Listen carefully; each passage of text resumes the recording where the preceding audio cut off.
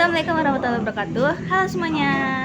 Halo, Perkenalkan, nama aku Tiara Mele Putri dan teman aku. Permeswari. Nah, hari ini kita akan membuat video. Nah, Ames, kamu pernah nggak sih nemu brand tapi yang kayak semua orang tahu tapi kok yang beli kok cuma dikit ya? Iya sih pernah kayak filler doang, tapi habis itu hilang. Nah, itu sebenarnya ada penjelasannya loh di dunia marketing. Emangnya apa ya? Nah, gini, jadi itu brand doang tuh sebenarnya belum cukup. Nah, yang penting itu orang beneran beli nggak sih, dan setelah beli mereka mau nyaranin nggak nih ke orang lain. Oh, itu ada ukurannya. Nah, ada namanya PR dan BR. Nah, PR ini ngeliat dari yang udah tahu brandnya, berapa yang akhirnya beli. Nah, sedangkan BR itu ngeliat dari yang udah tahu brandnya dan berapa yang rekomendasiin ke teman yang lain. Misalnya ya, ada 100 orang nih, tapi cuman 90 orang yang tahu brand ini. Nah, dan yang beli itu cuman belasan. Nah, yang mau nyaranin malah lebih dikit daripada itu. Berarti brandnya sebenarnya nggak sekuat kelihatannya ya? Nah, iya, kelihatannya memang rame, tapi konversinya bocor. Kalau beta itu bocornya dari mana ya?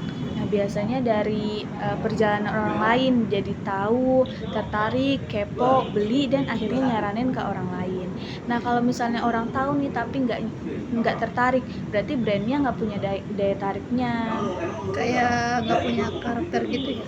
Nah, benar. Sekarang orang lebih suka brand yang kayak lebih manusia gitu, punya nilai, punya sikap. Jadi cuman bukan jualan aja.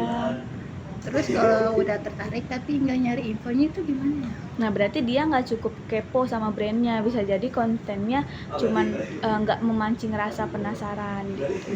Nah, ada juga yang udah kepo tapi nggak beli. Biasanya itu karena ribet sih. Nah, itu biasanya karena bisa juga barangnya susah dicari, atau websitenya lemot, aplikasinya lemot, customer service-nya balesnya lama, dan akhirnya mereka ngebatalin.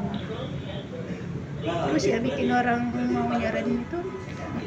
Nah, itu kalau soal pengalaman setelah beli. Kalau misalnya produknya enak nih, pelayanannya manusiawi, nah orang bakal cerita sendiri ke orang lain, jadi tanpa kita kasih tahu.